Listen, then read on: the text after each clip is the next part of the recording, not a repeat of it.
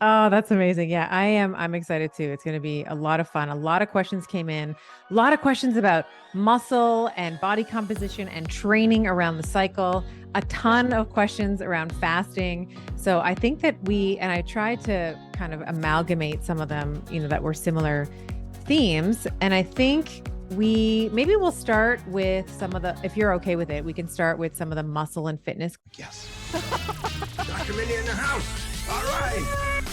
I appreciate that. The carnivore diet. Because of what we eat. Honestly, you've really touched my heart. So Fast Like a Girl, it's ready for pre-order now. I hope this book changes your life the way the information has changed hundreds of thousands of women that have applied it. From the bottom of my heart, enjoy and let's get healthy together. Mindy and Stephanie back for round 2 on the Resetter podcast and on the Better podcast. We are doing a 1-2 hit here. Mindy, I'm so happy we're doing this again. I know.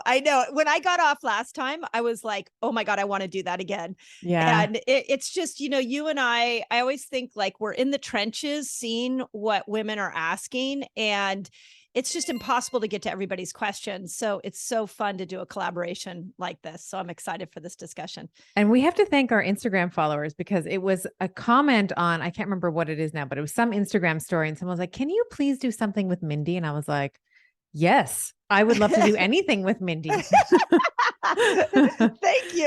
The feeling's mutual. And I also just want to say that the geeky magic carpet ride, that is the statement before I hopped on there, that I was about to go on a geeky magic carpet ride. I just want everybody to know that's exactly where we're going. Oh, yeah. And I'm so excited. Oh, that's amazing. Yeah, I am. I'm excited too. It's going to be a lot of fun. A lot of questions came in, a lot of questions about muscle and body composition and training around the cycle, a ton of questions around fasting. So I think that and I tried to kind of amalgamate some of them, that were similar themes. And I think maybe we'll start with some of if you're okay with it, we can start with some of the muscle and fitness questions. Yeah. One of the things that I would love to do, because these questions are coming up in like pieces, is let's go through the menstrual cycle and talk about like, when should you lean in on heavier weights? When should you lean in on cardio? And then what I'd love to do beyond that would be talk about the perimenopausal woman and changes that need to happen to our workouts after 40, because that's another big one I think really is important for people to understand. Beautiful. Yeah. So I would say for the woman in her menstrual, her reproductive years, the overarching comment that you'll hear from me is that you should always be lifting heavy weights all through the cycle. Okay. Mm-hmm. But it's just how you structure the workout that's going to change based on the hormonal composition that you are experiencing that week. So as a general, kind of back of the envelope, let's say review, when you're in your bleed week, first half of the week, estrogen's very low, progesterone's not around. The only hormone that's kind of really working hard is something called follicular stimulating hormone, which is, as the name suggests, is there to stimulate the follicle, because that's the whole point of the follicular phase, is to have one follicle that's chosen that's going to develop the egg within it. Mm-hmm. So in the first let's say you start bleeding, day 1, day 2, some women get a little crampy. There's a little lethargy there. I'm like that too. So the first kind of day that I get my period, I can feel like those uterine contractions, trying to expel the endometrial lining. So I tend to take it a little easier, right? Mm-hmm. For me, I tend to just do a lot of walking, because I find that just that beautiful, walking, when you think about what's happening mechanistically in the hips, of course, you're getting that beautiful figure 8 in the sacrum. You're lubricating the joints in the hip and the low back and the knees, which often a lot of women will complain about. So I try to get, if I'm taking a day off of weights, I'll try to get in something like 10 to 15,000 steps, like long walks, gentle, slow movement. Some women are like, let's have at it. So, there's a lot of bio-individuality there. I just like to be a little easier on day 1. But kind of day 2, day 3, I'm right back at it. So it's heavy weights, but the rep range is what I would classify as moderate. So somewhere between 8 and 12 reps. So let's say you're doing, let's say a squat. Okay. Just for ease of, or a lunge or something.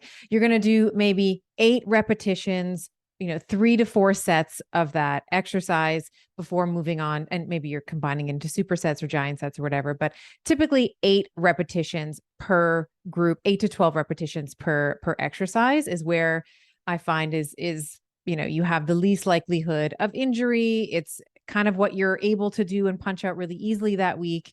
When we move into week 2, of course, towards the end of week 1 and then kind of at the beginning of week 2, we see this really big rise in estradiol, right? This is this big, like estrogen, of course, anabolic hormone, all about growth. And it's trying to really push that follicular, so there can be that one follicle that's really developing. This is a week where I like to lift heavier. So, and I'll also say the other hormone to consider this week is testosterone. Testosterone peaks this week as well. So I love still, again, lifting heavy, but if the weight is heavier, that means that my set, like the amount of repetitions I'm going to punch out is going to be less, right? So let's say on the squat, just for an example, 50, let's say I did 50 pounds on the squat in week 1. Well, if now I'm only doing 5 repetitions, I could do, my number can be higher than 50. So maybe I'll try 60 or 65, let's say, but I'm only going to be doing 5 to 7 reps of it. So I really, really love a high weight, low rep count in this week.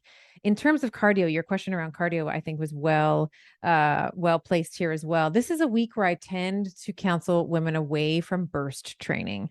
And it's precisely because of the estradiol surge. Estrogen, as you know, creates ligamentous laxity. So in the ligaments, let's say in the shoulders, in the knee, in the ankles, in the wrist, like everywhere, spinal, all the spinal stabilizing ligaments, they tend to be a little bit more, we'll say loosey-goosey than they are any other time in the cycle, because you have this really sharp change, the sharp concentration in estrogen in the body. So there is a higher incidence of or propensity for injury when you're doing things like sprinting or HIIT training or, any type of explosive, like jumping squats, things like that. So I typically will say you can still do the cardio if if that's your goal, but I like to change the type of cardio in this week only. So this is where we might bring it down to like a low intensity, steady state. So that's like, if you're a runner, that just might be like a flat hill jog, right? Or if you're on an elliptical, it's like the same tension, let's say all the way through on your 30 or 40 or whatever, minute cardio activity that you're doing. And then all the other weeks, really, there's no limitation in terms of HIIT. It's just in that second week, because we have this really, really big change in estrogen concentration. Yeah. Do you think one thing I've thought about with ovulation is this is really the time that we're going to get a massive surge of testosterone. Like this Correct. Is our testosterone's like glory moment is right. in that ovulation window. So do you feel like when testosterone's on the scene, our ability to build muscle is going to be enhanced, or is it going to be more that our craving to build muscle is going to be more enhanced?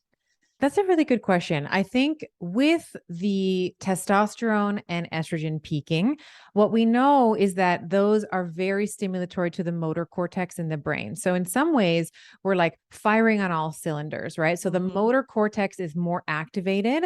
So of course, the motor cortex in the brain, for those of you that are maybe unaware, this is the area in the brain that controls movement. So you are going to be very well primed to be lifting heavy in this week because of the brain activation, let's say, under the influence of testosterone and estrogen. And to your question around, can you build more muscle because testosterone is surging? I think that there is some truth to that. So, one of the things that we want to do is we want to, in many other areas in our lives, we want to get out of vicious circles. But this is a circle that we kind of want to get into, where it's like the heavier that you lift, the more testosterone is going to be produced as an indirect consequence of having to maintain that muscle. Yep. So I think that the mechanical stimulus of lifting heavy all through the cycle is justified. But in particular this week, because you have that spike in testosterone, potentially your capacity under the influence of having that motor cortex activation for new muscle patterns or heavier or a heavier load is going to be augmented. And you have the energy, right? You're going to have sort of the energy to put towards doing a much more vigorous or rigorous workout. So I think that there is some truth to what you're saying in terms of, because we see testosterone spiking, we can actually go harder at the gym because of the influence that it has in maintaining muscle mass. Yeah. And one thought I've had, and I've talked to several trainers about this, is that when we look at exercise, we typically look at it in a weekly way. Like you can do three days a week of this, 1 day a week of that. And when you start to look at our hormones, I think women should be looking at this in a monthly basis. And when I look at that 5-day period, there's a part of my hormonal brain that says, well, what if one day you go in and you do biceps, and then the next, and you go hard, like heavy weights, low reps, to your point. The next day you do a bunch of squats. So you're going to really work on glutes and your quads. Next day, you're going to go in on pecs. So you could take that 5 days and really chunk it down into specific body groups and really target them with heavy weights. It's just a thought I've had.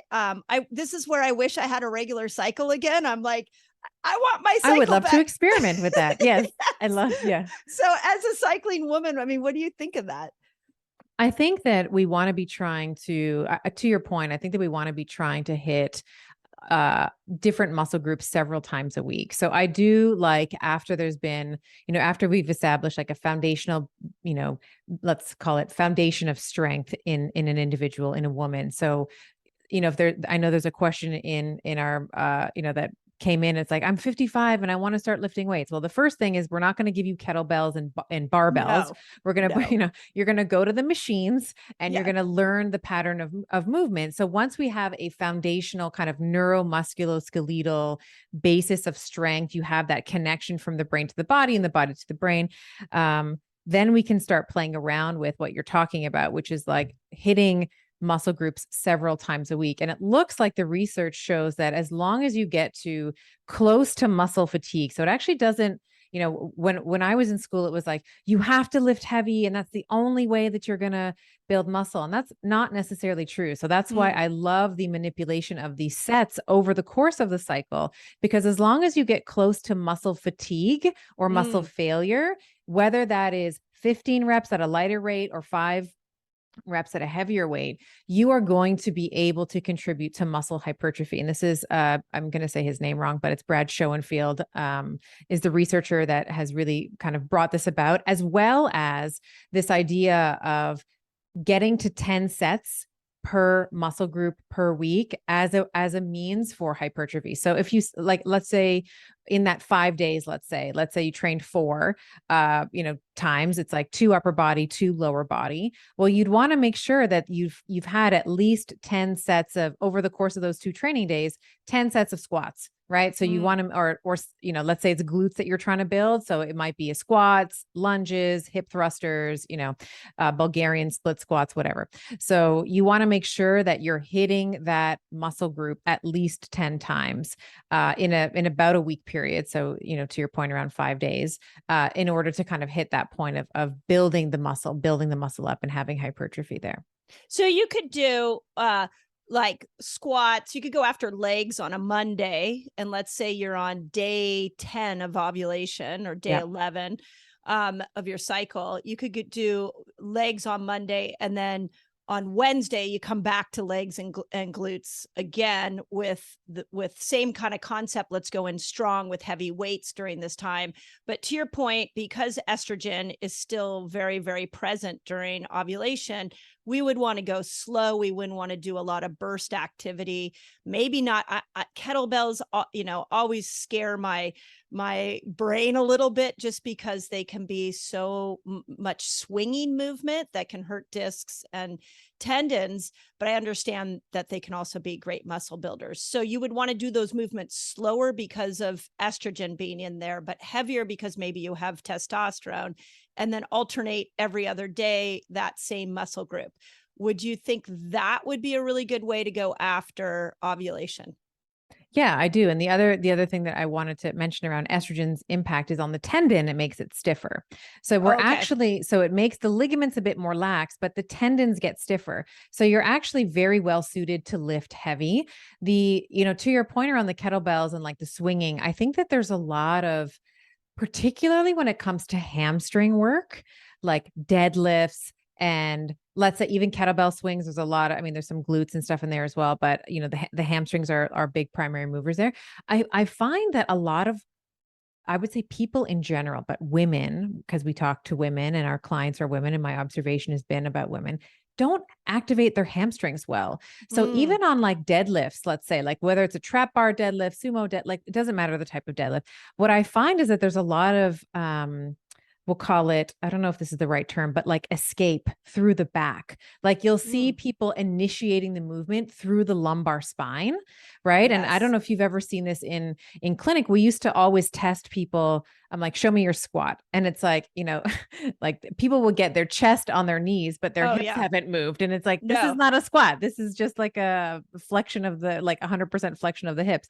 So I think that there's something to be said around, and I was actually just having a conversation about this earlier today around like maybe prehab is the right word, or like an activation circuit before you start lifting. Like everyone wants to get to the glamour muscles. Everyone wants to start lifting, but can we maybe think about how we're going to activate, let's say the hamstrings, like the posterior chain. If you're doing like this, maybe you do squats and lunges and stuff on day 1, and then you come back to it on day 3, and it's a lot of hamstring work, deadlifts, that kind of thing.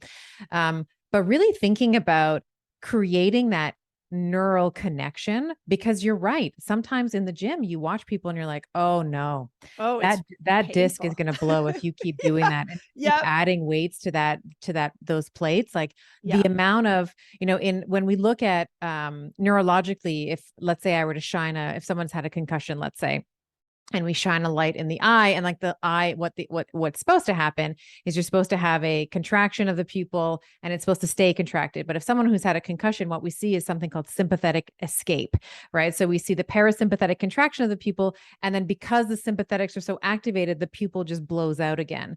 So I don't know if this is the right term, but I'm using escape kind of in an analogous way, where sometimes I'll see someone initiating a deadlift from their low back, when it's like your butt isn't low enough and you're not thinking about your hamstrings. You're just thinking, okay, I got 8 to do. Let me just go 1, 2, 3, 4, 5, 6, 7, 8.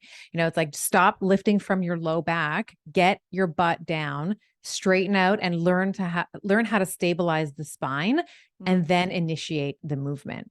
And that if we tie that into what I heard in that is improper movement with you as you're doing your kettlebells or you're doing your workouts, do you feel like in the cycle that lack of attention to detail around how you're actually doing that exercise, you're going to be more prone to injury at ovulation because of estrogen causing those tight tendons? Do you feel like Yeah, I think that if there's a time in the cycle where you're maybe more prone to injury, it's probably going to be in the luteal phase of the cycle, because the motor cortex is not as excitable. So this would be, and that doesn't mean, ladies, that you shouldn't train in the second half of your cycle. Do not take that as the conclusion of the statement. But if you are doing a new program, let's say, the luteal phase is not the ideal time to start it, because your motor cortex is not as activated. That doesn't mean that you can't do movement patterns that you've already primed the neuromusculoskeletal system to do. But starting a new program in the luteal phase is less than optimal. Yeah. And you don't want to bring cortisol in the luteal phase either. You don't want a lot of that. So otherwise you're going to tank progesterone, which we see as a athletic woman. I was in my 20s, I was a competitive tennis player, and the amount of stress and strain that I went through training, and many of the women on the tennis team, we all lost our cycle. Yeah. Very Because common. It's yeah, very because common. we were Yeah. just being pushed to that limit. Yeah. So then do you feel like, and this is another thought I've had, is there a better part of the cycle to do more endurance? Like, what do you do with the woman who wants to run a half marathon? Are there parts of the cycle where we can actually do better with longer runs? I think that all through the cycle is great for a steady state. So if she's an endurance runner, I think there's no time that she can stay away from it. I will caution that I find that, especially the endurance runners, they tend to, my marathon runners, they tend to, will say only train in that realm, like in that vertical, which is like steady state cardio. And then they will forsake other things like the lifting, like the weight training. And as we'll get to, I think in perimenopause, this is an incredibly important consideration where we need to be lifting weights.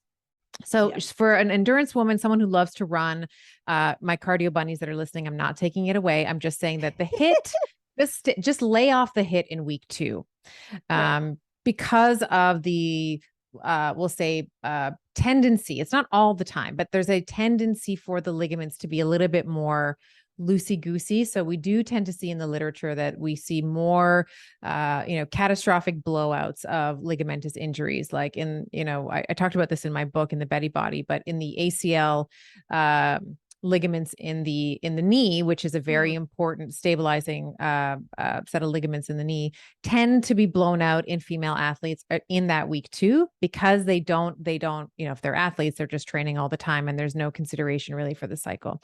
So I do like to stay away from explosive types of movement, like cardio types of movement, like the sprinting and the whatever, the pellet, the Orange Theory and all that kind of stuff, in week 2 of the cycle. Which I just want to point out, like, this is mind blowing when you stop and you think about it, because I joined Orange Theory years ago. And I just went. I didn't think like, oh, maybe I shouldn't be doing this during ovulation, my ovulation window. Like, this is why I love conversations like this, because women get injured, and I want to go into the perimenopausal woman especially gets injured, and we don't realize that there's a hormonal connection to that. So also my thought, what do you think about the week before your period when progesterone's coming in? And progesterone really makes us feel inner. And we don't have that same drive to go after the marathon, to up our weights. I really feel like that's the time that we should nurture ourselves more and go into yoga, more hiking. But as women, we push through that week in so many different ways, and working out is one. But what do you feel about for cardio and weights during that week? I personally am a huge yoga, like up your yoga that week. But is there anything else we need to consider on those two things? Yeah, sure. So that actually is beautiful, because that finishes up the menstrual cycle, like how you should train through the cycle. Yeah. So in week 3, so you have this ovulation, ovulation happens, the egg is released, hopefully. But right before ovulation, of course, estrogen tanks, right? It comes right back down. And then in week 3, it starts to rise again. So it doesn't rise as high as it does in week 2, but it does come back up for that secondary rise. And then it's like a sustained sort of peak for about a week. So in week 3, it kind of looks hormonally like week 1, where we have low estrogen at the beginning, and then we have a rise in estrogen towards the end. So I like to return, if you're lifting weights, back to that 8 to 12 rep range, like a nice moderate range. And then in week 4, and then like any type of cardio that you like. And then in week 4, for the weights, this is where, to your point around kind of taking it easy, I like to drop back on the weights, but up the reps. So it's a lighter weight, but it's a higher rep. So like 15 to 20 reps, something, even 30 reps, something like that. Again, you're still trying to get close to fatigue, but it's a different way of fatiguing the muscle. And the beautiful thing about a high rep, low weight workout, particularly in that week 4, is a lot of women do, as you said, like they feel like kind of slow and lethargic. Maybe they feel inflamed. Maybe they're moody. They feel a little, holding on to a little bit of like water, and like maybe their breasts are a little tender. So as we are the nice thing about every time you contract a muscle, and this is very true in week 4, if you're training this week with a higher rep count, is you release something called a myokine, which is part of the immune system, and it has anti-inflammatory properties to it. So you can still, through your exercise regime, help to modulate and help to improve some of the symptoms of PMS if you're experiencing them. And you're not pushing. It's not like, it's like tits up and we're doing like, crazy, we're doing like 100 pounds or whatever on the squat. It's a little bit easier, right? So you might say, okay, I was doing 65 pounds. I'm just making numbers up here, but 65 pounds in week 2 for a squat. And now I'm going to do 20 pounds, right? So I'm going to hold 2, 20 pound or 2 10-pound dumbbells, let's say, and I'm going to do 30 reps of that, right? Every time you punch that out, you are going to be helping to reduce the inflammatory response there. So I do like other forms of exercise as well. Like some women don't feel like working out. Like, let's just be honest. Some people are like, if I look at a weight room, I'll kill someone. So I do like to honor the, the individual kind of preferences of, if you are someone who loves yoga and that really helps with your mental state, your clarity. And let's be honest, like some yoga's a workout. Like I'm always sore after yoga. So I think that there's a time and a place for that as well. If that really makes you feel good and you sort of feel like you're getting the energy flowing and you have there's a lot of isometric holds in yoga that are really, really great. I think there's absolutely a time and a place for that as well. What I like to push for, and again, with some leniency to the individual and the preferences of the individual, is to weight train as often as you can through the cycle, but just alter it based on where you are and how you're feeling. So we can do lighter days where maybe in the luteal phase as a whole, the goal is not to get any personal records. We're not punching out any new PRs here. We're just maintaining what we've developed. And then when we get back to the follicular phase, that's our push. That's the gas. That's when we can be a bit more aggressive with our weight training in that, especially in that week 2, where we're trying to up the weight a little bit. And then we can kind of just maintain, develop the strength and all of that happens in the luteal phase and the adaptation. And then again, push when we're back into the follicular phase again. Which is exactly the way we do it with fasting. It's like exactly the same thing. Like, it is. Yeah. Like when those hormones go low, we can push things a little bit more, but as they're high, then now it's like they show up. We got to know their personality and how to match whatever food, fasting, workouts, social engagements to that. And to your point on the week before your period, the thing that I have found to be the most mind-blowing for me as a woman is that I pushed through that week in so many ways for so many months, for so many years. Every time I had a carb craving, every time I didn't feel like doing something, I would create a story in my head of laziness and why couldn't I do that? And I really want women to understand that you are a different hormonal beast that week before your period. And once you understand the pattern that's right for you, it'll blow your mind that once your actual cycle starts, you actually start feeling better. Like even on day 1, like you start bleeding and you're like, oh, hallelujah. It's like an orgasm. It's like a release. It's like, oh, it's here. Yeah. And one more thing I will say in my quest to inspire women to lift weights at whatever age they are. In the luteal phase, we are also a bit more insulin resistant, right? Just typically a bit more insulin resistant than we are in the follicular phase. So one of the things, of course, that you can do is whenever you are weight training and you are putting on more muscle, taking up glucose from the system at least into the skeletal muscle, is an insulin independent process. So the more muscle that you can put on over the course of your life, the better glucose disposal agent you will be. And you don't need insulin to do it, because in the muscle, we see glucose taken up by a different, it's like it's called GLUT4. So we see this passive movement of glucose from the plasma into the cell, and it's done without insulin. So the more muscle that you can put on, the more insulin sensitive, let's say, you can stay in that luteal phase. Amazing. Yeah. Amazing. Yeah. And I think that the trend towards muscle, I hope for women, like I hope the women listening to us understand that you got to build muscle. You got to. And I really think, which leads us to the next topic, which is after 40, pick those weights up, girl. Like put the running shoes down, pick up the weights. Your menopausal symptoms will be dramatically different if you do that. So let's talk a little bit about what happens after 40, because I can tell you as a 52-year-old woman, nobody tapped me on the shoulder and said, hey, guess what? In your 40s, everything's going to hormonally change. And so every part of your lifestyle needs to change.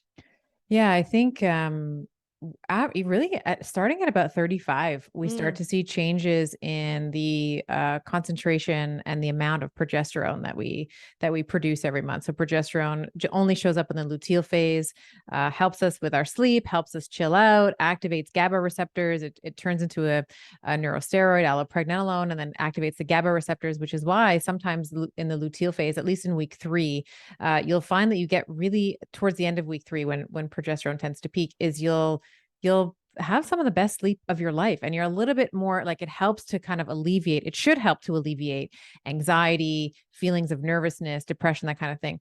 So in our 40s, as we are just naturally, as a natural consequence of aging, starting to see this sort of stepwise decline in progesterone over the years, one of the first things that I'll usually ask, and people have a lot of pushback on this because no one wants to admit that they're anxious or depressed, is they'll say, yeah, like I worry more. I have a hard time turning my mind off at night. Like I'm at the end of the day, like replaying the events, or like I'm just this constant, like it's this worrier kind of mentality and this inability to shut off the mind in the evening. That's usually kind of a clinical indication that maybe the progesterone is starting to decline. Yeah.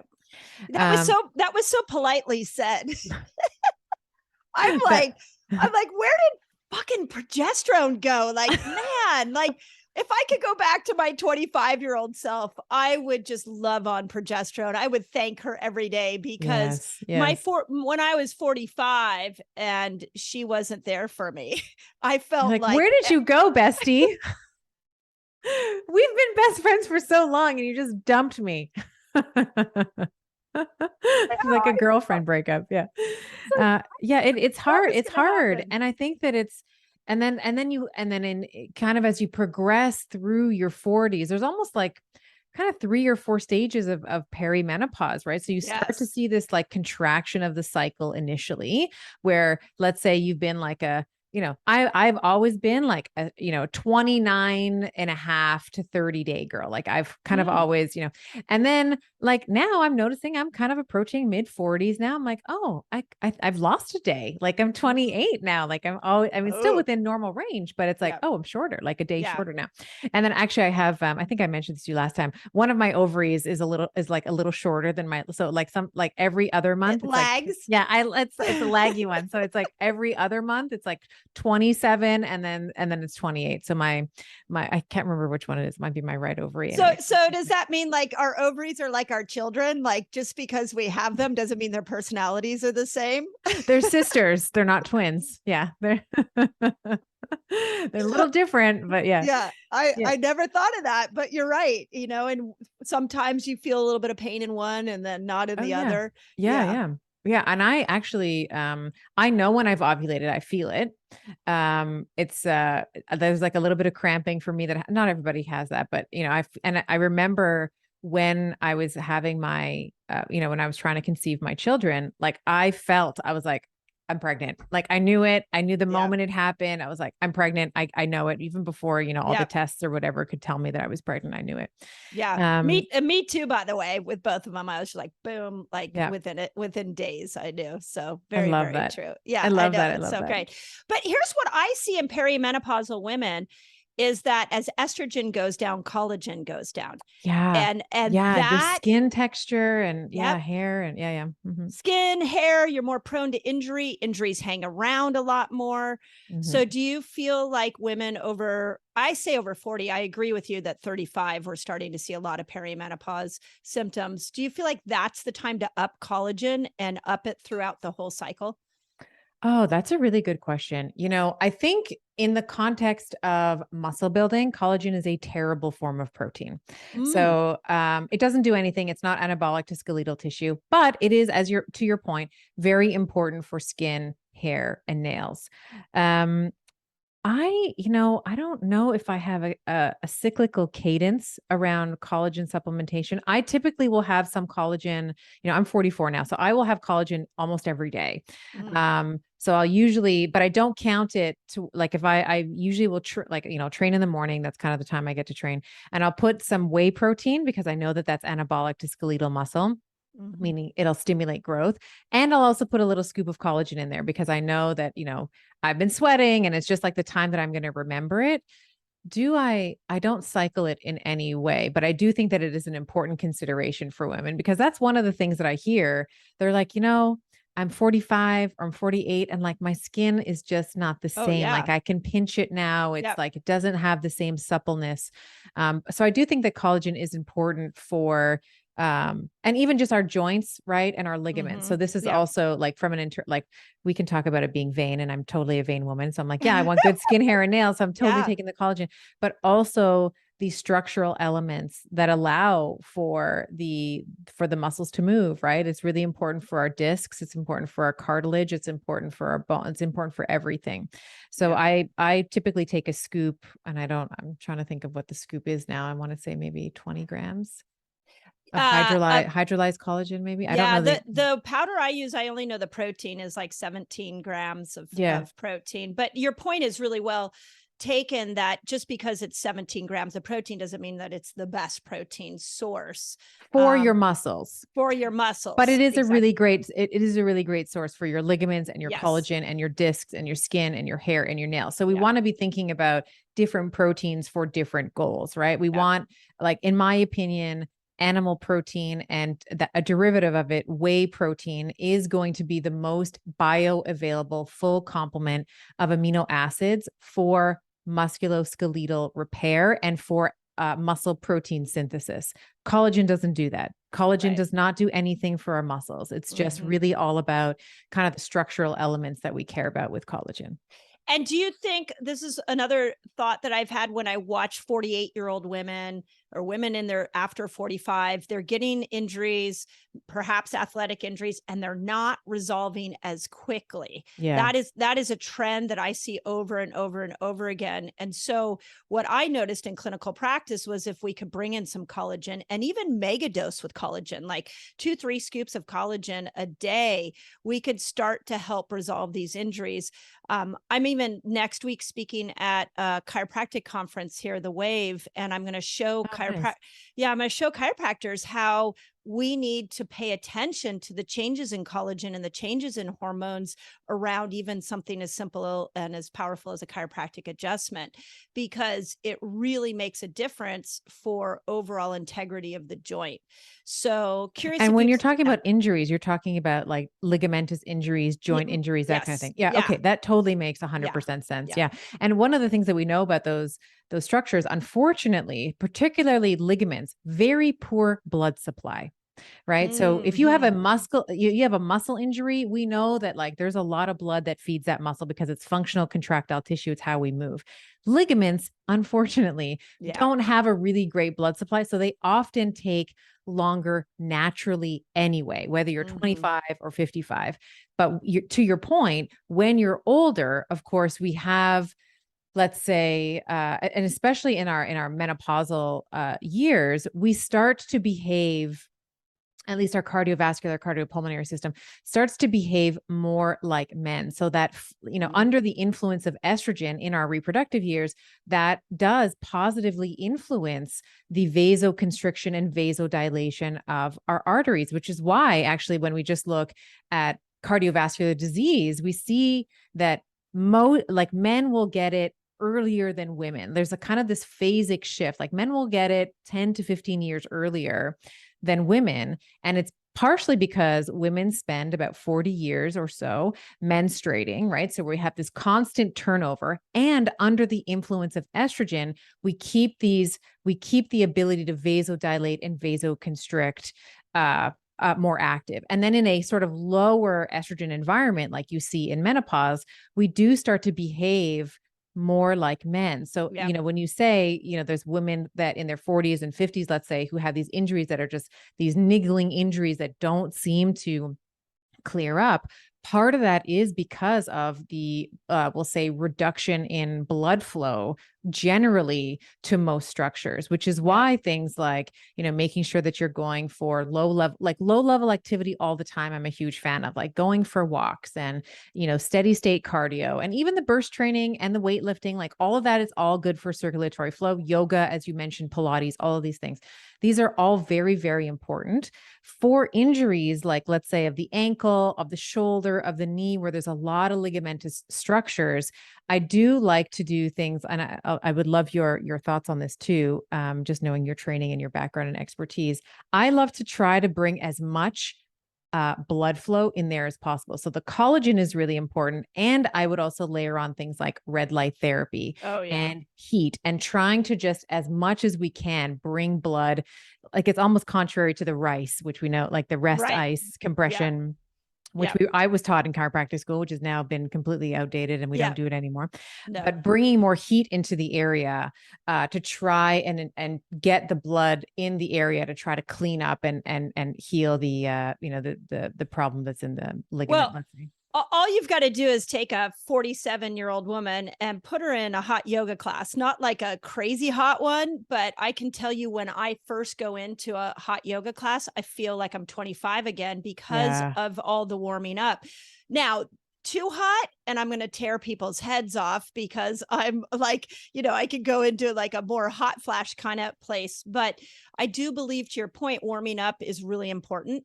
And getting heat and circulation in there, because you don't have as these hormones that are supporting really good fluid movement of the joints. And there's a whole bunch of reasons behind that. Second thing that I would say is that I feel like as you get older, as you go through the perimenopausal years, and those ovaries are starting to shut down and switch the job of making sex hormones over to the adrenal glands, we have another challenge, which is, if you're pushing it too hard, you're double stacking stress on the adrenals, and now all the hormones go away.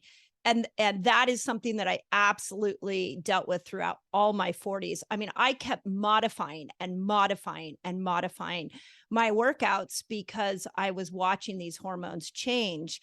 And if I didn't change my workout with them, the injuries kept piling on top of each other.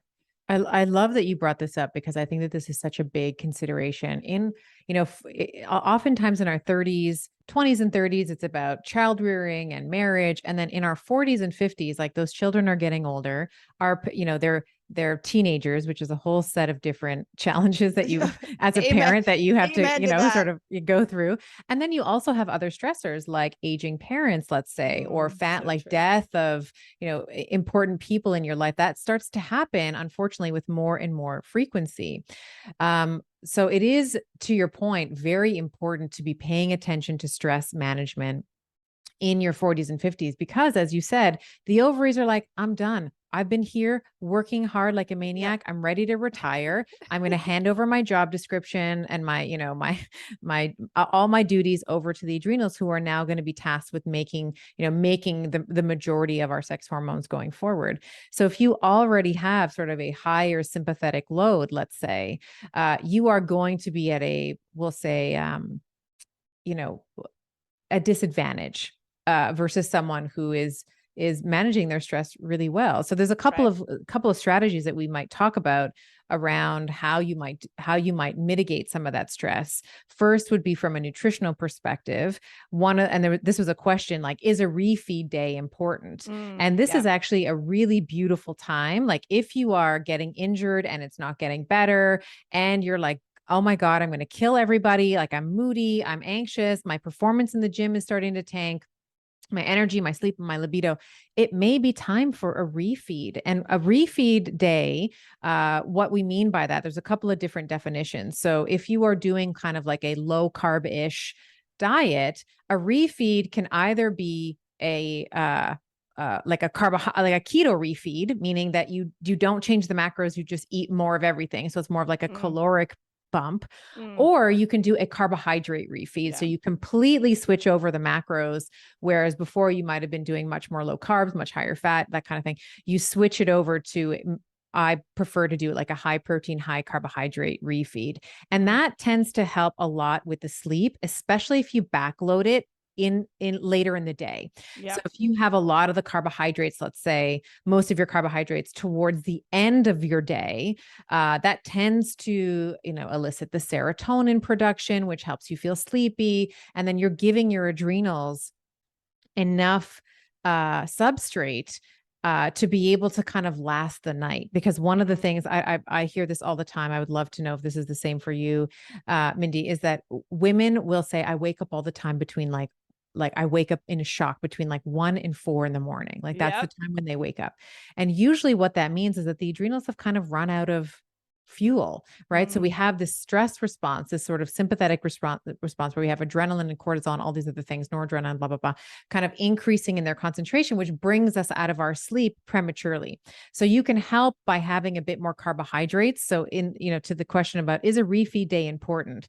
You want to answer the question, am I seeing any dips in my performance at the gym? If yes, maybe we warrant a refeed day. Well said. Dips in non-scale, I call them non-scale victories. So like, is your energy dipping, sleep dipping, libido dipping? You feel like you're stressed, like you're waking up in the middle of the night. You can't initiate and or maintain sleep. A refeed might be warranted there as well. Yep. Yeah, I would say I also strongly like it patterned to your hormonal cycle, to your menstrual cycle. And we've talked a lot about the week before your period and how important you're more insulin resistant. There's a reason for that. Your body wants glucose to be higher. You definitely don't want to be doing fasting and keto during that week. Correct. And a lot of women who get obsessed with fasting and keto forget that, or they don't know that. And then that's where we got a problem. But the other part that I've been really playing with is during ovulation, because I'm seeing in the women that I'm working with that a lot of times we need more carbs then. And when we add in more carbs during ovulation, that ovulation goes a lot smoother. And for all the women out there that are like, but when do I use keto and fasting to lose weight? You can use it in week 1 and you can use it in week 3. Great. But the thing about ovulation is that you definitely, when you up your carbs, if you are going into ketosis during that time, which I'm seeing a lot of women do, they up their carbs and they wake up in ketosis. That is their body saying, hey, you need to give me more carbs during this time. So I feel like we can use blood sugar, we can use ketones and map that and know ourselves. And if you go into ketosis on a higher carb diet during ovulation, that's what your body is telling you, your hormones are telling you you need. Well said. I could not agree more, because one of the things, of course, that we know is that if you are too aggressive, let's say in your fasting or keto or whatever in that week, your mitochondria in your ovaries are going to be like, she can't get pregnant right now. There's not enough food.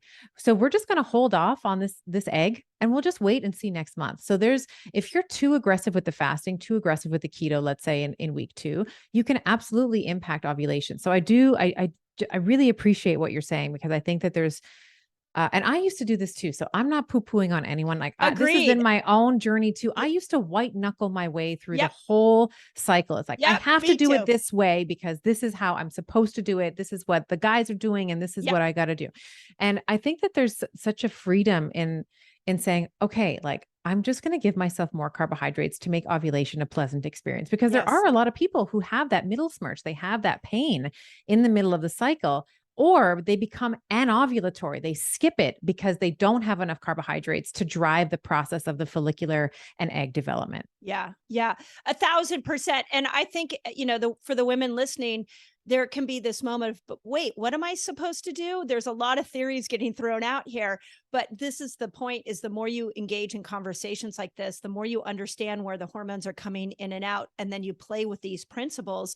The whole goal for every human on the planet, but especially women, is we have to be our own N of one. We have to experiment on ourselves. And this is why you grab a CGM, measure your ketones, know what those patterns are throughout the menstrual cycle, and then you'll know where you need to refeed. Because I have watched more women who have white knuckled, to your point, themselves through the whole cycle using keto and fasting, and they're not getting the ketone numbers that they want. And then we throw in a what I call nature's carbs, where we just throw in a high carb day, and all of a sudden they go into ketosis and they're like, what? Why did that happen? Right. So there is a lot more ebb and flow for sure. There was a question about ketones, like how should I take ketones? I have a couple of, first of all, I like my own body's ketones because it's free. So Agreed. So I like to make my own, but do you supplement with exogenous ketones? I will do it in the fasting window. So here's what I think is that if you add in exogenous ketones when blood sugar is high, you're going against your physiology.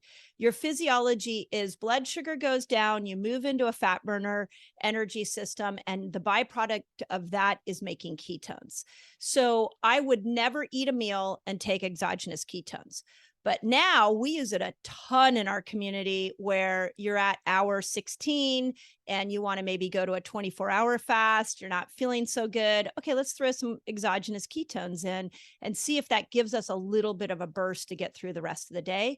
I also don't feel like it should be a daily habit. I feel like it's a as needed, splash it in every once in a while, because to your point about I would like my body's own ketones. I don't want my body to ever stop making ketones. So if you give it too much of an exogenous resource, it may slow down how well it can make those ketones. And so I'm very aligned with you there. I typically will, if I'm in the mood for a new record in the gym, because I tend to work out fasted. So I will work out in the morning. That's usually the time that I have to work out. So I'll have some ketones with my water, let's say, as I'm, 10, 20 minutes before. And then I am like Wonder Woman in the gym, like Captain Marvel, strongest, hero. I'm like pushing, punching out like new PR. So I love it as an augment to my workout regimen.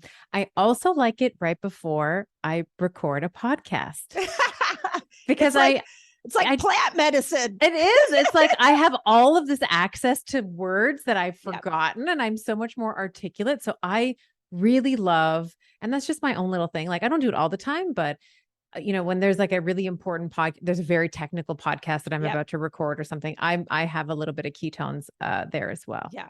And I think these are all great times. The absolute time I'm opposed to it is when blood sugar is super high. So in a fed state. Yeah, in a fed state. If I was to eat lunch and then, I've got a podcast interview an hour from now, and then I take my ketones, you would want to make sure if you had a CGM on that your blood sugar was down to its pre-meal moment before you would take those ketones. Otherwise, you're going against your biology, and I'm not a fan. What you brought up one thing that I really want to chat about, and I haven't talked to anybody about this, but there is a lot of mixed messaging on, do women work out in a fasted state or not? A lot of people, a lot of hormone experts out there really feel that women should have protein before they go to the gym. For my body, I do really well in a fasted state at the gym, and then I come home and I power up on protein. So I'm curious what your thoughts are on that. So there is a lot of discussion, we'll say, on how do you work out? And I think that the answer is, it looks like it's easier, or we'll say more optimal, to work out with some protein and carbs in the body. So what does that look like? You have some proteins and carbs, maybe you have breakfast or something, and your core body temperature rises, right? So that's also really good for your joints and your ligaments and your muscles, because if you work out in the morning, as I do, you have to be very careful not to injure yourself because you're stiff and your joints are not quite lubricated yet. So there does seem to be some evidence that suggests that in a fed state, at least your performance in the gym and which will translate to, hypertrophy and physique building, if that's the goal, seem to be better in a fed state. That being said, Not all of us can do that. So like the ideal time to work out is about 2 o'clock in the afternoon. Not everybody can do that all the time. Some of us are at work. We have school pickup and all. And for me, the way that my life, typically plays out is that if I don't get it done in the morning, there's a less and less likelihood, like the longer that the day Amen. goes on, that it's Oh. going to happen because other things come up. Like I'm going to go for a bike ride with my kid, or I'm going to take them to soccer practice, or I have a call, or I have, whatever. So for me, I get it done in the morning. It's not optimal, I don't think, to be in a fasted state. That being said, I always make sure that I'm getting enough protein over a 24-hour period so that, the net is I think it's kind of a wash. So I always make sure after my workout, there's at least 35 to 40 grams of protein in a protein shake. I have some carbohydrates. I add creatine, which was a big question. Yeah. That came up. We got to go into that because a lot of people ask that question too. Put creatine in it. And then usually an hour to 2 hours later, I have breakfast, and then I have lunch, let's say at 2 or 1 or whatever. And then I have dinner with the kids at, whatever it is, 5 o'clock, 6 o'clock. So over the course of a 24-hour period, I'm making sure that I'm getting sufficient calories, which is important if you're trying to build muscle. You can't really build them in a deficit. It's harder to do it. And I'm also giving myself the minimum. I'm not just doing the minimum. I'm trying to do a surplus in protein in order to be able to maximize that muscle protein synthesis chemically from my diet, as well as the mechanical stimulus that I'm garnering from the gym. So I think that you can still, like, listen, I have trained fasted for decades. Me too. I've built muscle. So it's not that you can't do it. It's just, if you have the luxury to choose, it seems like the literature suggests that being in a fed state is going to be better for your performance, better for your joints, better for your recovery. But if you're not able to do that, that doesn't mean that you shouldn't work out, because that is far worse than working out in a fasted state. And I'll say that my preference also has, and maybe this might be my adaptation, I don't know, but I don't like typically working out fed because I just feel full. I feel heavy. So I prefer not worrying about my digestion while I'm lifting. So that's just my own kind of like 2 cents there. But if you, the whole thing is work out whenever it works for you. Yes. And if you have the option to choose, then I would choose fed over fasted. So I agree with you on that. And a couple of principles that I've been playing with different patients of mine and played on myself is the idea that when we're in a state of autophagy, we are in a state of repair and breakdown. The body's getting rid of the things that don't work for it. We know sleep stimulates autophagy. We know HIIT training stimulates autophagy. We know that fasting stimulates autophagy. And when we've been in a state of autophagy and we're fasting, we also know that there's going to be higher requirements for exercise from glucose. Those muscles are going to have to dump glucose that might have been stored in there. And if you have carrying a lot of extra weight, it actually might burn more fat around those muscles in order to get access to stored glucose. So a trick that I have seen work over and over and over again is work out in a fasted state, whether it's cardio, whether it's weightlifting. If you can even make sure you're in a state of autophagy and that works for you, that's a whole nother discussion. And really empty out those muscles, break them down, and then come home and power up on protein, get back into a state of mTOR. And now we're back into growth. What I am seeing in perimenopausal women is that is the key to muscle definition. So you're not only building muscle, but you've really broken down extra glucose that might be preventing and breaking down fat that might be preventing the muscle from revealing itself. So I'm curious what your thoughts are on that, but that is a little hack that I have seen work really well for women that are like, why can't I get my muscles to show? I want more muscle definition. That's what I've seen. Yeah, I think that too many women in their 40s are like, I'm just going to do what I did when I was 25 and it should work, right? So we do want to be thinking about, and I'll say this maybe in a slightly different way than you have, but I think we're saying the same thing, is there needs to be build phases and cut phases. So I think that there needs to be, there's a question about, can I build muscle and lose fat? And it's like, yes, You can, but maybe not as efficiently at the same time I was as just gonna say, if you were to do them kind of separate, at different times. So I Yes. feel like for women, we've been scared, and not just women. I think we've been like the conversation around mTOR, the conversation around growth has been like that equals cancer. It's like you can never be in growth. Because that, we see like the, maybe some of the blue zone research and some of these kind of longevity researchers where they're always talking about this idea of like, how can we lengthen the life? How can we lengthen the life? Well, we're going to lengthen the life by suppressing mTOR. And the problem that I haven't, and I've said this before, and I want someone to explain this to me because I can't seem to reconcile this, is that as we age, our protein requirements go up.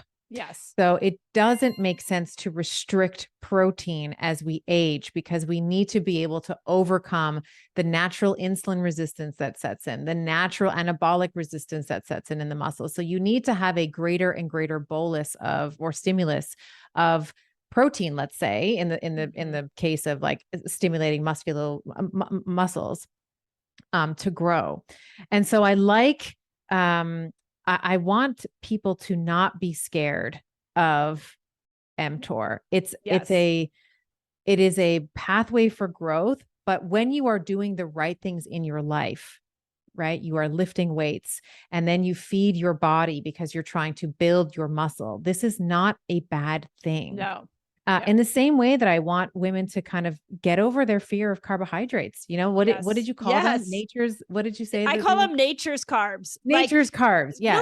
Villainize the processed carbs, but nature created some amazing carbs for all of us. Yes, they did. And I think that especially, and I'm guilty of this because when I was first in the keto world, I was like, carbs are the devil. That's why we have, but I've modified my position because especially as being a woman, you just can't always restrict carbs, we were talking about refeeds and why that's really important. And then these women that are like, my muscles are not, full. I don't feel like I can see them. Well, part of the way that you're going to see them, you can work out and then you should feed them carbohydrates. Yes. You should feed them the nutrients that they have depleted during the workout, like protein, like creatine, like carbohydrates that are going to give you that, what are the cool cats saying? Like that swole look, like that the cool sort cats. of, like I that. don't know the cool cats, and I definitely don't know that statement. I am definitely not a cool cat. I just observe them on Instagram, but like that kind of like filled out look, right? Yeah. You see this a lot of times before photo shoots, like, female fitness models, let's say they'll do push-ups or they'll do squats. So they'll do like lateral raises because they're trying to just bring some blood flow in there. But you can do that nutritionally as well. Like you can give yourself the carbohydrates and the muscle, the protein to fill up, let's say the muscle as well. Yeah. We really love absolutes is what I think. It's like, humans do. They do. We like absolutes. It's like, well, if I'm going to fast, then everything breaks the fast, and if I'm going to weight train, I'm going to turn into the Hulk. And if, it's like, that's not the only two options are not the Hulk or a frail sarcopenic, 90-year-old. Like there's a happy medium somewhere to be found in the middle. But you're so right. You're so right. It's such a good point. Women, I think humans, we love extremes, absolutes all the time. Yeah. So do you do anything post-workout? Because that was also a question, was supplementation after a workout. Do you? Yeah, it's the creatine question came up a lot. Yeah, I love creatine. So I think that women, there's like a couple of foundational basics all women should be on. We all should be on a magnesium. We all should be taking an omega-3. And if you don't have access to sunshine all the time, you should be taking some type of D3K2 blend, especially like where I live. I live in a 4-season, I live in Toronto. So we get lots of summer, we get lots of spring, lots of fall, but we also get a very cold and dark winter. So in those months, I'm making sure that there's, because I don't have access to beautiful sunshine as you might, D3. I do have access to beautiful sunshine all the time. Yeah. Sometimes I'm like, why do I live here? But anyway, D3 and K2 in the wintertime, we do have excellent skiing. I will say that. Yeah. So for creatine, I think that so those are the three kind of like basics that for women. And then if you're a woman who also wants to build muscle, I think that creatine is a very, very exciting supplement. So not only Do we see this to be a potent mitochondria? Like it will up the efficiency of the mitochondria, but it's going to help you produce more ATP, which is like the energetic currency that we all kind of trade in, to increase your workout intensity, which of course is going to have knock-on effects to you being able to build more muscle. So, those short, fast, explosive movements, if you're like a runner or if you're a weightlifter, because a lot of weightlifting can be short, fast, explosive movements. And then of course, creatine is also a fuel source, right? So it's actually your body's first choice of energy when you're doing anaerobic activity. So like the all out sprinting, like when you see like the Usain Bolt said, like the 100-meter, 200-meter sprints, the first 10 seconds or so is that phosphocreatine system.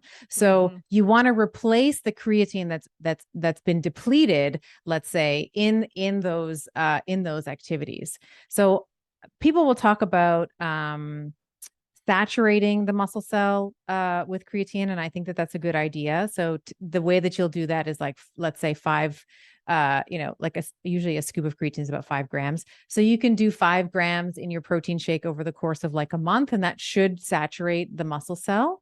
Okay. I typically take it after a workout. You can take I was it just going to before. say, yeah. But in I an typically eating window, like you wouldn't do it in your fasting window. You could. You could. It's just, I don't remember to do it. I just remember that I'm about to eat. So I'm like, oh, I'll just put some in my smoothie. I'll just put some, it's right beside my protein powder. So I put it in there.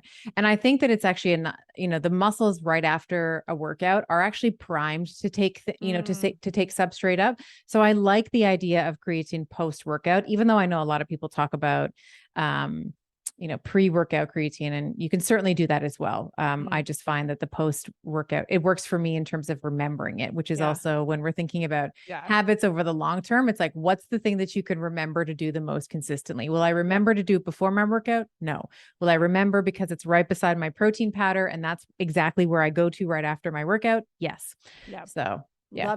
I love that. I love that. I'm going to have to add that in. I've been really obsessed on aminos lately, and adding in more aminos and looking at where that shows up for performance and moods for me. So have you noticed anything?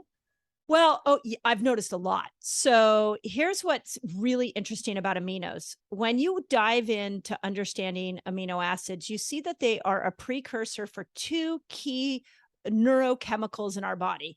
They are a precursor for neurotransmitters, and they're a precursor for hormones. And as women go through menopause, we're just getting more depleted on every front.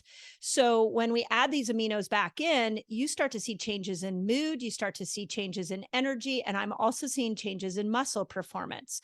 Here's the trick. When you take an amino, you should feel like a mood lift within 20 to 30 minutes of taking that amino acid. So for example, a great combo, my new favorite combo to tie in what you said about exogenous ketones, is I'll do a scoop of exogenous ketones and a scoop of perfect aminos, and I am buzzing and happy. And that is a great pre-workout drink. Doesn't elevate my blood sugar. And then I can go in and rock a workout and then come out of that workout and lean into a higher protein. I do animal protein. I don't feel like you can get the complete amino acid profile with a vegetarian diet. So I'll do an animal protein at that point. So now the second part about aminos that is really interesting is it takes about 4 to 6 months of continual amino acid supplementation in order to build your reserves back up. So it's like you go in and you pulse it to help with the neurotransmitter and hormone production, but then you got to stay with it at some point throughout your day for 4 to 6 months so that you can bring it back up. Really depends on how depleted you are. It has been a game changer for mental health and for building muscle that I've seen in the menopausal women and perimenopausal women I've been working That's really with. interesting. I have never used BCAAs. You're talking about branched chain amino acids. I've never used them in my training regimen. I don't know why. I think I'll play with it and see. Yeah, play with it. Yeah. The trick is and now we're going to get really geeky. The trick is if you think about what stimulates autophagy, autophagy is not just stimulated by a decrease in blood sugar. It's also stimulated by a decrease in nutrients. So one of the conversations I've been having with a lot of functional medicine doctors is, well, what if you come in with amino acids in your fasting window? Are you pulling yourself out of autophagy? And I think these are questions we just don't know. And you just have to play with it and see how it works best for you. But I do have that question in my mind.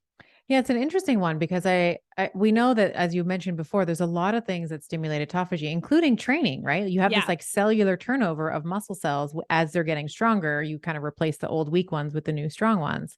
So it would be interesting. Yeah, I'm going to play with it. I've never play with it and see. Yeah.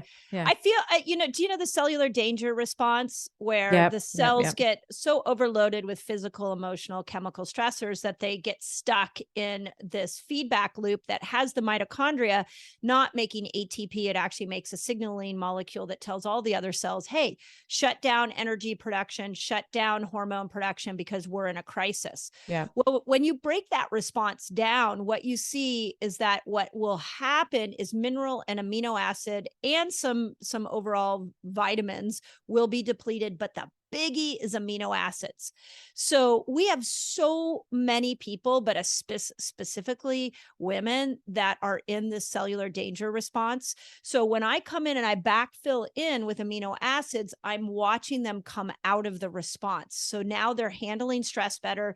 Their moods are better. They're having more energy because those mitochondria are not making the signaling molecule. They're actually making ATP and that's what we need. Right. So it's my new game changer. I love aminos. I learned something new today. I love it. And then you're going to have to come back and tell me what you think. We'll have to do another one and I'll be like, I've been doing these aminos and let me tell you what I noticed. Yeah. It's amazing. Okay. Other questions. And we went off the question, although we kind of included them. We've included a lot of them. Yeah. There was a lot of questions around fasting. There was one that I wanted to, there was one around like, is constant low blood glucose optimal? So I want to just address that. And then I want to get into some of the fasting because there was, I know that you just being, the future author of Fast Like you are the author. It's just not out yet. Fast Like a Girl. It's written. You must get, I get a lot of fasting questions. And I wanted to maybe spend some time on all the fasting stuff that came in. So there was this one question that came in. It was like, is constant low blood glucose levels optimal? And this kind of goes back to what you were saying before about like, we love to live in the extremes, right? Yep. It's like, we love to be like, well, my blood glucose, yours is 70. Well, mine's 0. It's like, well, my blood glucose is better than yours. Yeah, I can one up you by getting it even lower. And I think that the better way to think about optimizing glucose regulation is, what is the response of the body to an external or internal stimulus, right? So what is the response of the body to glucose as an exogenous substrate? So you have a carbohydrate meal, you have a protein meal, or you just have a meal. Okay. What does your body do? So if you have a 70, in her question, she's like, is like 70 to 89 milligrams per deciliter good, or should it be even lower? And it's like, okay, so there's a lot of reasons why even just looking at that number is incomplete. So you could go to you could have a CGM, or you could go to a lab and you could get your blood drawn. Let's say it's fasted, and you might have rebound hypoglycemia, which you're going to have super low glucose, right? Oh, you're going to be in that range or lower. And they're going to say, hey, good job. You got like that really low blood glucose. But of course we know that there's a process that's behind that, that's sort of artificially creating this low blood glucose. On the opposite side of that, you could have, we talked about this on the last show, the dawn effect, right? Mm-hmm. You could have this glycogenolysis and gluconeogenesis that sort of spills blood glucose into the blood is what I'm trying to say. And that's going to artificially raise your blood glucose. So does that mean that individual now has deranged blood glucose regulation? Yeah. Maybe not. Right. So we want to look at things in context. And then just one other thing I wanted to talk about, and I'm talking specifically to this woman and every single woman who always wants the A plus. Okay. You want to look at your response. So if you have food and let's say within 2 hours, maybe you started off at 70 milligrams per deciliter, as she gave in her example. And then, I don't know, you go up to like 130. And then within 2 hours, you're kind of back down to like 100 or 90 or 80 or whatever. I think that that's a good blood glucose response. I think it's great. We're looking at it in context. Yeah. If, however, you start off at 70, you have a meal, and then your blood glucose goes to like 140, 150, 160, and then it stays there, that's the bigger problem. Yes. Right. Yeah. Yeah. Agreed. So I just want her and everybody who's listening, it's like, we're not always striving for one number. And I just interviewed Dr. Brett Scher, from the Diet Doctor. And he was saying, I have a patient, I can't get his insulin under 15. But he's so healthy. He's like the healthiest he's ever been. And that's where we're going to stay with him. Right. But if we said arbitrarily, because I was like, oh, well, in my, and I do this too. So like to this woman who asked this question, like, I'm with you, because even in that interview, when you hear it, I'm calling myself out here publicly. I was like, well, ideal insulin should be between 5 and 7. And he was like, okay, also, let me school you for a minute. And I have a patient who is an outlier to that example, but they're also experiencing the absolute best health that they ever have. And their insulin is hovering around 15. Now we've gotten it down from, whatever number it was, 40 or 30 or whatever it was before. So there's been a marked improvement in their insulin output, but it's still not kind of fitting in that little box that I have created where I'm like optimal 5 to 7, So we want to be thinking about like relaxing our thinking a little bit. And I have to do this, and I have to work on this as well as a practitioner, because there's like optimal ranges that I have become my mantra that I'm always trying to push my patients towards. Right. But sometimes that's not possible. Yeah. Yeah. There's so much in that. It was that I think we can educate on. And here's what I look at it, blood sugar, from a very simplistic, metabolically flexible place, which is we go back to, we're either a sugar burner in a sugar burner state or a fat burner state. So when your blood sugar is lower, so when you're at like 80 and you're now maybe 10 hours into a fast, your ability to switch over into the fat burner place is going to be much more effortless, because your blood sugar doesn't have as far to come down to signal to the body it needs to switch over into fat burning to make ketones.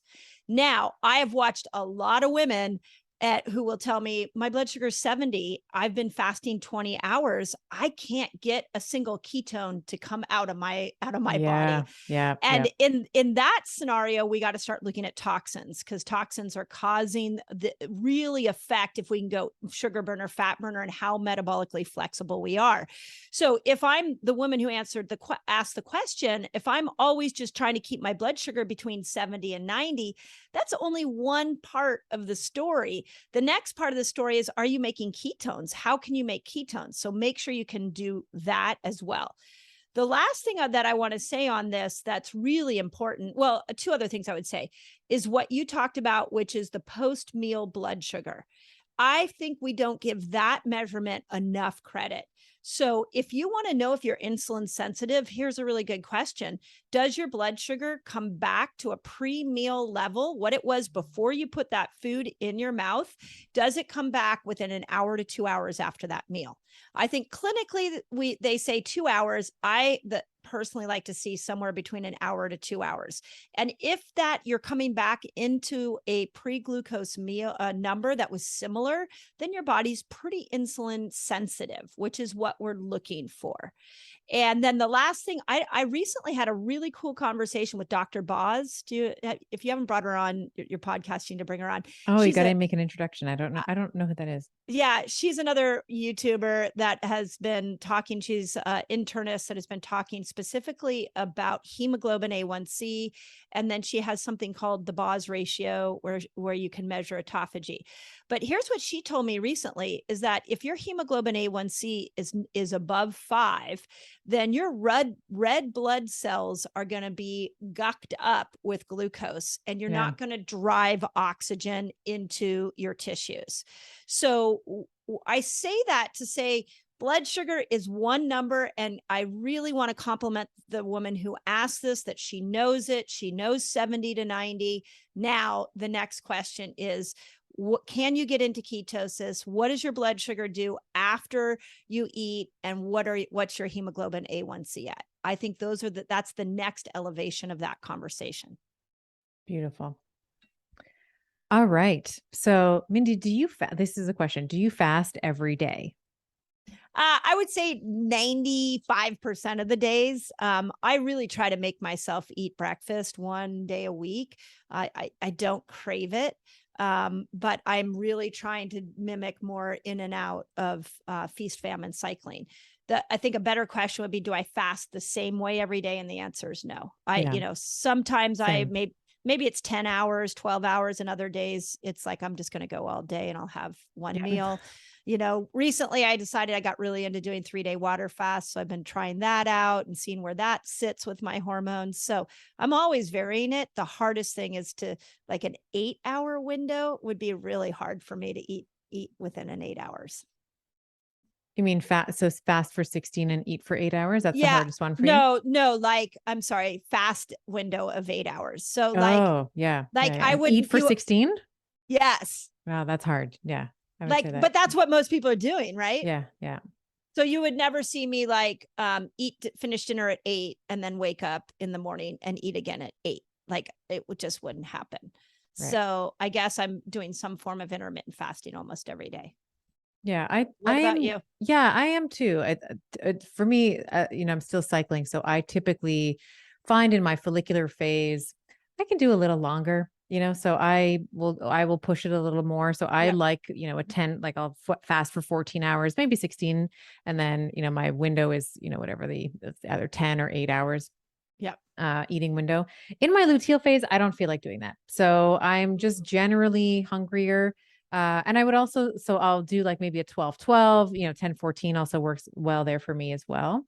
And I think that it also depends for me on my output. So my physical activity, if I have had a monster leg day, I'm just generally hungrier. So no matter kind of where I am in my cycle, I will probably be a bit more lenient in the hours that I'm fasting. So I also kind of take into account my own, we'll call it auto regulation, like how hungry I am, because usually my legs are hungry because I really push. I really push legs.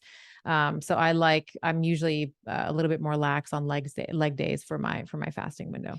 And I would say I do that in an opposite way when I know that, like, I have a bunch of podcast interviews, or when I was writing the book, like when I know it's a performance day, as far as my mind goes, I will actually fast longer, because I know with ketones, I can just get to that, to your point, to those neurons can fire up and give me some words a little bit better if I'm in a state of ketosis. So what about hair loss and fasting? This was a question that came in. Do you see this with your women with fasting, if they're doing it a certain way, a certain type of fast, a certain length? Is that something common that you see? Yeah, 1,000%. And it means two things. It means you're fasting too much. Or you're not fasting with your cycle. You're not stepping out of a fasted state that week before. You're not doing enough variation. And then the third thing I would actually throw in there is minerals. A lot. We're just so depleted in minerals. Yeah. I feel like fasting's like a mirror. So if you look at something like my hair is falling out, the next question would be, am I using the tool right? Which is why variation's really important. But then the next one would be, what am I deficient in? What am I depleted in? And we all are so depleted in minerals right now because of the way our soils are. Mm-hmm. Yeah, well said. And then I think, what was my other question here? Time restricted eating. What do I do in perimenopause? It's so confusing. Okay. I just want to say perimenopause is the hardest one to track all of this too. And then try writing a book teaching women how to track everything to it. Yes. I'm like, so here's what I would say. You get to know your symptoms. I really feel like we should understand when the body needs more progesterone. So every woman in perimenopause should be tracking her cycle. Well, every woman should be tracking her cycle, but just because your cycle may come every 2 weeks or it may come every 60 to 90 days, you want to start by tracking it. And the first day that you see blood, you've got to use feminine care products. That's day one. So get really familiar with tracking. The second thing I would say is that you really want to get to know your symptoms. So spotting. Spotting is progesterone's way of saying, hey, up the carbs. I need more carbs. I need to come in a little bit stronger here. So spotting, anxiety, those body anxiety, that can be a sign that progesterone is needing you to not fast. Whereas estrogen is going to kind of knock on your door when you're a perimenopausal woman, when your brain is really foggy, when mental clarity's down, maybe your energy's down a little bit. That's when I think, okay, throw some longer fasts in there and let's see if we can help support estrogen a little bit and bring inflammation down. So to answer the question, yes, we need to be fasting. When estrogen goes down in your perimenopausal years, you're going to hold on to weight a little bit more. So you're more insulin resistant. So it's a great tool, but this is why there's an art to it. You have to learn how to kind of use the tools depending on what your hormones are needing. I think that's such an important point. I think, and I honestly, it's a through line for our entire conversation is that what we're talking about are what has worked, let's say, in the patterns in our clinical practice, what we've seen with our women. Mhm. And there's going to be some nuance for how it's going to work for the individual listener, right? So Yes. the listener that's saying, gosh, I'm in perimenopause, it's so confusing. You might find it works really well. Like, for example, in the Estima diet, we have 2 phases. There's one that's more ketogenic and one that's higher protein. What I'm noticing is that a lot of women in perimenopause like that second phase better. They like the higher protein, they like the higher carbs, slightly lower fat content. I mean, we're not going crazy with the carbs, but it's still, it's about 20% of the total calories that we're taking. And it's like, and some women in perimenopause really like to cycle. They're like, no, I really feel good when I do keto 1 week, higher protein the next, keto 1 week, higher protein the next. So you have to really play. And the only way that you're going to figure out what works for you is by allowing yourself that childlike permission to play, Yes. to Yes. experiment and to say, this was wrong for me, or this really felt good, or what if I just do a little bit what if I just tweak it a little bit like this? And I think that, the information that you put out, the information that I put out, I think you'll be able to find some combination of something that works for you, but you have to be willing to experiment and not necessarily look for a cookie cutter recommendation in terms of like fasting for perimenopause, because, we were talking about it before, like perimenopause has a lot of different kind of stages to it. We see contraction of the cycle, then elongation of the cycle. And then we see estrogen up and then we see estrogen down. And then it's like, then you're like, I haven't had my period for 6 months. Is this it? Like, am I in menopause? So there's all these kind of different, we'll say waves to ride in perimenopause. So it's hard to say, what do you do in perimenopause? It's like, we got to figure out what works for you, for your age, for your metabolic flexibility, your fitness, your stressors, all of the things. So, I just wanted to highlight and that. I love the word I like to use is be curious. Like, just be curious about what your body's doing and why it's doing, and get to know your hormones. I feel like once we go into those perimenopausal years, the bitching goes up and we start complaining. And then you get a couple of perimenopausal women together, and now you got a lot of bitching.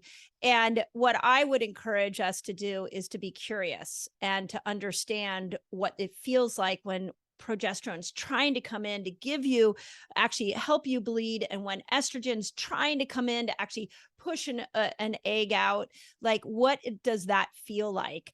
And it's, in Fast Like a Girl, I go through this because we definitely wanted that book to map from the 17-year-old up to the 78-year-old. We really wanted to go across all hormonal profiles. So understanding that will hopefully be helpful. But I'm also, I don't know about you, I'm a huge fan of hormonal testing.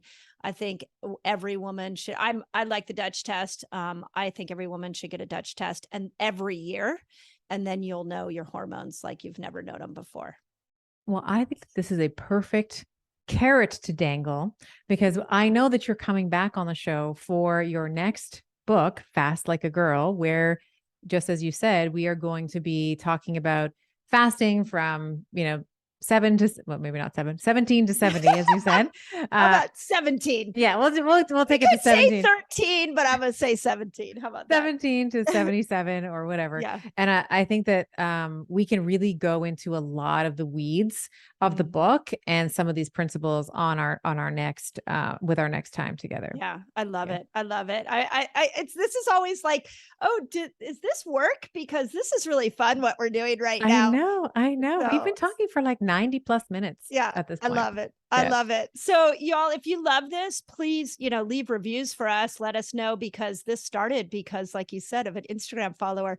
I feel like we should know who she was. I bet if we went I'm going to go back and find her. We're going to shout her out next time, because this has been so fun. Yeah. I'll go back in I'll have it. I'll find it in my Instagram somewhere. Awesome. Awesome. But thank you. And again, like, I learned stuff from you, and, I'll end on this thought.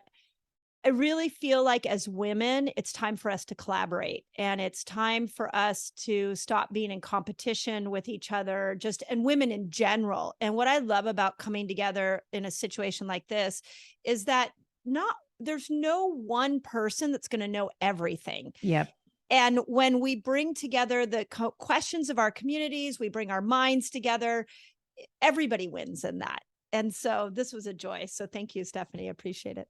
So well said. Thank you. And I agree with you. I think that we want to be thinking about collaboration over competition. I think that's just the way. And that's how we've been taught that we have to compete with other women, and we don't. There's no reason for that. There's more than enough to go around for everyone. So on that note, we will have you back on the Better Podcast for your next book, Fast Like a Girl. Thank you. I hope you all enjoyed this. So as Mindy said, please tag us in Instagram, leave a review on the Resetter podcast, on the Better Podcast, on iTunes, or wherever you listen to, on YouTube as well. We would love to hear from you there too. Yeah, agreed.